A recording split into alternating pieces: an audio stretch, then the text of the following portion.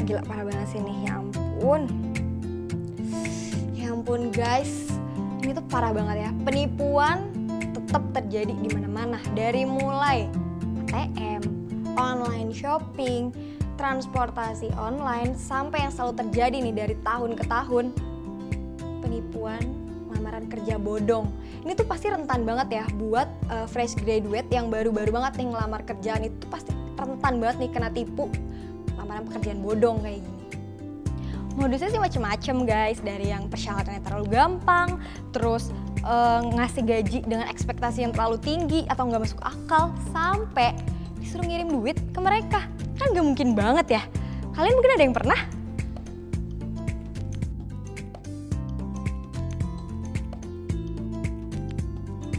Halo Mbak Uta.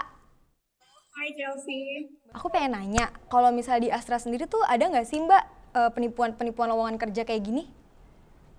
Ada banget. Kita sering banget dapat laporan dari kandidat, dari teman-teman mahasiswa atau teman-teman lulusan yang lagi cari kerja kalau dia ngasih tahu ada lowongan palsu nih tentang Astra, atau enggak dia nanya misalnya di sosial media kami kayak Min, ini benar atau enggak, ini resmi atau enggak, ini palsu atau enggak gitu. Ada berapa kali Mbak biasanya kalau misalnya ada penipuan kayak gitu?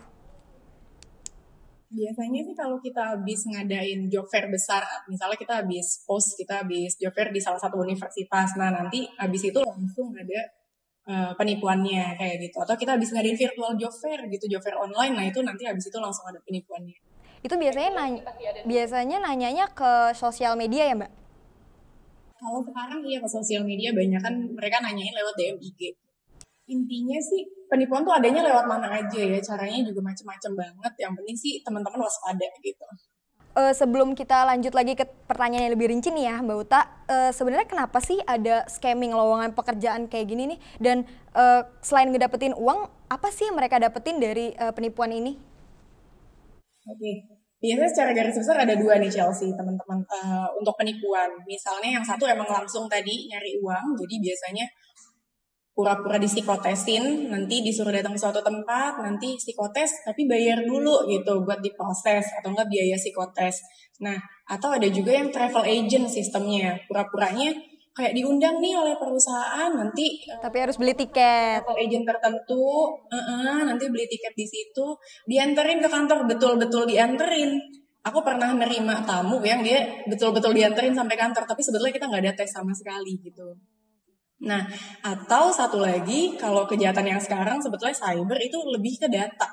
Jadi teman-teman misalnya ngisi datanya teman-teman lewat job portal tertentu gitu ya. Misalnya kamu nih pengen apply di salah satu perusahaan. Kamu isikan data-data kamu tanpa kamu nggak sadar kalau ternyata itu lowongannya palsu gitu. Lowongannya palsu, kamu isi data, masukin data, nomor KTP, segala macam. Itu kan bisa banget digunakan untuk kriminal ya. Mbak Uta, untuk pertanyaan selanjutnya nih, apa aja sih Mbak fake job posting yang harus kita perhatiin? Oke. Pertama misalnya teman-teman lihat poster ya.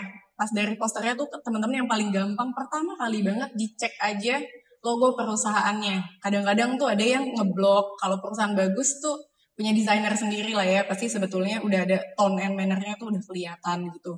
Misalnya logonya perusahaan A, tapi nanti di bawah ada signature-nya nih, ada cap-nya. Nah itu perusahaan B. Itu kan kayak udah nggak mungkin. Atau fontnya suka banyak penulisan yang salah gitu. Misalnya dia typo, ada penulisan-penulisan yang nggak tepat. Kemudian biasanya dia memunculkan kayak salary. Nah gaji udah dimunculin di situ kayak mendapatkan gaji bulanan misalnya 100 20 juta. juta. 100 juta udah ketahuan palsu ya. Kayak misalnya 20 juta, kemudian tunjangan A, B, C, D, E, F, G gitu sampai bawah dibeberin semua. Nah itu biasanya palsu. Kemudian ada lagi yang banyak juga kalau misalnya ada list nama-nama yang diundang gitu. Jadi kayak misalnya tertulis di situ kalau ini yang biasanya di email, nanti teman-teman dapat ada attachment-nya itu kayak sekitar 7 halaman. Nanti ditulisin dulu tuh kayak tembusannya juga banyak sampai presiden direktur kadang-kadang gitu. Terus yang tadi ada nama-nama kandidatnya banyak, misalnya ditulisin 30 orang yang diundang siapa aja gitu. Habis itu ada travel agent, biasanya kayak gitu. Kalau ujung-ujungnya udah disuruh menghubungi travel agent tertentu untuk reservasi perjalanan. Nah, itu biasanya penipuan. Pernah juga ada kasus kita, bukan Astra sih, salah satu perusahaan lain, itu dibikinin dummy website-nya. Jadi penipunya tuh bikin website karir yang mirip banget sama si perusahaan itu gitu. Mbak Uta, berarti kita emang bener-bener harus ngecek ulang, double check, triple check ke website resminya perusahaan ya Mbak ya. Nah, waktu itu soalnya aku juga pernah nih dapat case. Jadi waktu itu temen aku tuh dapat undangan kerja, semuanya oke nih, undangannya oke, bla bla bla oke semuanya. Tapi ketika temen aku iseng nih untuk nelpon ke perusahaannya itu yang tertera di undangan, nah itu tuh nggak nyambung nomor teleponnya gitu Mbak. Itu gimana tuh Mbak? Betul, soalnya biasanya alamatnya tuh juga ada yang ngasih alamatnya dummy, palsu, nomor telepon kontaknya tuh juga palsu gitu. Yang paling penting pokoknya tadi sih betul kata Chelsea, kuncinya adalah dicek aja di website resminya si perusahaan itu. Gitu. Kalau untuk scamming yang paling sering nih Mbak, emang kan nggak sedikit juga nih orang yang ketipu soal alamat email ya. Nah, kalau untuk domain yang benar itu kayak apa sih Mbak? Bisa dijelasin nggak? Perusahaannya Astra Internasional gitu, teman-teman bisa googling aja websitenya Astra Internasional, kan nanti ketahuan tuh domainnya. Kalau di kami kan @ai.astra.co.id, atau ke perusahaan lain itu juga kayak gitu. Jangan sampai ketipu kayak undangannya kayak bener nih, padahal dia pakai domain-domain umum gitu, domain gratisan gitu kayak kita di email pribadi gitu misalnya. Atau ada juga biasanya harus teman-teman lebih teliti, dia biasanya di rename atasnya itu. Jadi seolah-olah misalnya pura-pura rekrutmen apa perusahaan gitu .com, padahal perusahaannya .co.id gitu. Jadi emang betul-betul harus, kuncinya sih di kita sebagai kandidat tuh betul-betul harus teliti banget ngecekin lagi apakah itu betul atau enggak. Apalagi kalau kamu nggak pernah daftar sama sekali, tiba-tiba kamu dikirimin email. Nah, dapat dari mana tuh gitu kan? Kalau misalnya itu kan tadi lewat undangan, email segala macam. Nah, kalau misalnya aku tiba-tiba ditelepon nih, misalnya langsung ditelepon untuk wawancara atau misalnya kamu dapat ini dari telepon. Nah, gimana nih Mbak kita membedakan yang asli sama yang palsu? Bener, kadang-kadang memang ada perusahaan yang betulan dia nelpon. Nah, teman-teman nanti ngeceknya adalah biasanya setelah teman-teman ditelepon itu cuma dikonfirmasi aja, oh bersedia ya, berarti ngikutin proses kita. Nanti undangan resminya balik lagi lewat email kayak gitu. Jadi cuma perantara aja ya Mbak ya? Betul, atau nanti teman-teman catat aja nomor yang tadi nelpon itu nanti coba teman-teman googling aja nomornya, bener atau enggak tuh gitu. Kalau misalnya nomor perusahaannya betul, nah itu biasanya jadi betul kan. Tapi kadang-kadang kalau misalnya nomor personal atau nanti teman-teman bisa pas teman-teman nyari, teman-teman dapat ada thread di beberapa, itu ada tuh nanti, oh ternyata ini penipuan. Untuk pengecekannya itu setelah kita ditelepon atau kita sebelum lagi ditelepon itu atau gimana Mbak? Untuk pengecekan? Biasanya sih kalau yang nelpon duluan, itu nanti teman-teman ditelepon baru nanti teman-teman dapat email kayak gitu. Atau kalau untuk teman-teman yang udah professional hire, kadang-kadang kita rekrutersnya misalnya cari di salah satu sosial media tempat kita nyari kerja ya. Nah, itu nanti kita dapatkan kontaknya. Nah, nanti biasanya sebelum di email, kadang-kadang dikonfirmasi dulu tuh, di chat dulu gitu. Kalau misalnya nih, kan tadi kita udah bahas tentang undangan atau misalnya telepon itu kan langsung ke kitanya nih. Nah, mungkin nggak sih ada kasus-kasus yang lowongan pekerjaan palsu tapi lewat sosial media pencari pekerjaan gitu loh? Itu ada nggak sih Mbak? Itu banyak. Sekarang itu lagi marak nih di sosial media lowongan pencari kerja.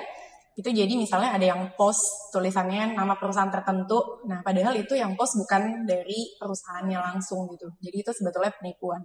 Atau ada akun secara personal nih, misalnya nih dia cloningin akun, misalnya ditulis Chelsea recruiters Astra gitu.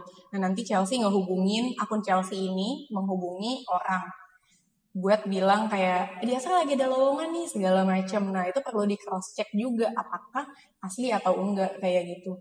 Kadang-kadang ada akun yang memalsukan nama PT, ada juga akun yang palsuin nama orang gitu, fake account lah kayak gitu buat nipu. Kalau misalnya nih Mbak, kita tuh tahu kalau misalnya ini tuh palsu atau misalnya nipu, itu gimana ya cara kita buat mengertinya gitu kalau ini tuh emang palsu?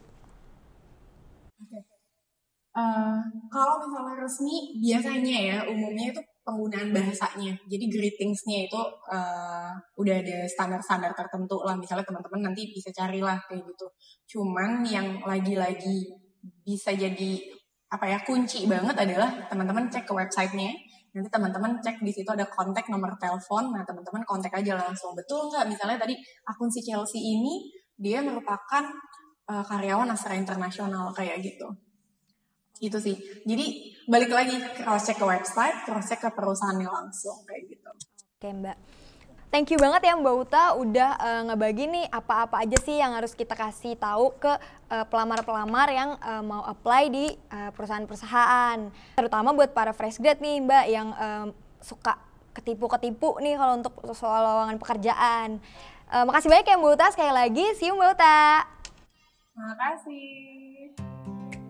Nah, tadi kan kita udah ngobrol-ngobrol seru nih sama Mbak Uta tentang apa aja sih tips and tricksnya kalau misalnya kita mau ngelamar pekerjaan. Nah, aku mau ngingetin lagi nih ke kalian tentang apa aja sih yang mesti kalian perhatiin nih kalau lagi ngelamar kerja, terutama untuk kalian-kalian nih yang masih fresh grad, yang masih unyu-unyu. Yang pertama itu adalah domain. Nah, kalian tuh harus ngecek ke perusahaannya, bener nggak sih ini tuh beneran domain di PT yang kalian lamar atau enggak.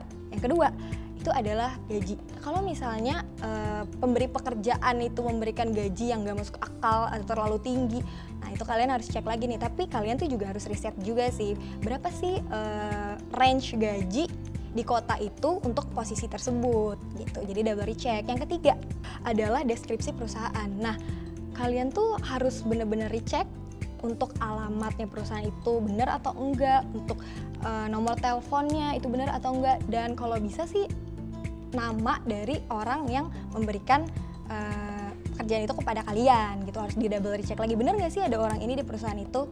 Nah, yang keempat itu adalah kalau misalnya kalian nge-apply ke satu perusahaan, tapi yang nelpon kalian tuh perusahaan yang lain, kalian tuh merasa nggak pernah nih nge-apply di perusahaan ini, tapi kalian kok ditelepon. Nah, itu tuh kalian tuh harus recheck lagi, beneran nggak sih ada job ini di perusahaan itu. Mana tahu kalau misalnya kalian ditelepon tapi ternyata nggak ada pekerjaan itu di perusahaan itu udah pasti banget tuh bohong.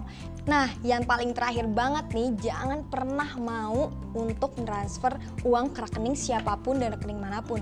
Karena kan tujuan kita untuk mencari kerjaan ini kan untuk mendapatkan uang ya, untuk dapetin gaji. Masa kita yang disuruh transfer uang sih ke sana, bukannya dapat malah ngeluarin? Kan aneh. Itu dia tuh tadi tips and tricks bagaimana menghindari caranya untuk tidak mendapatkan pekerjaan bodong. Makasih ya teman-teman udah nonton video ini. Jangan lupa subscribe di YouTube channel Satu Indonesia. Thank you for watching. Bye.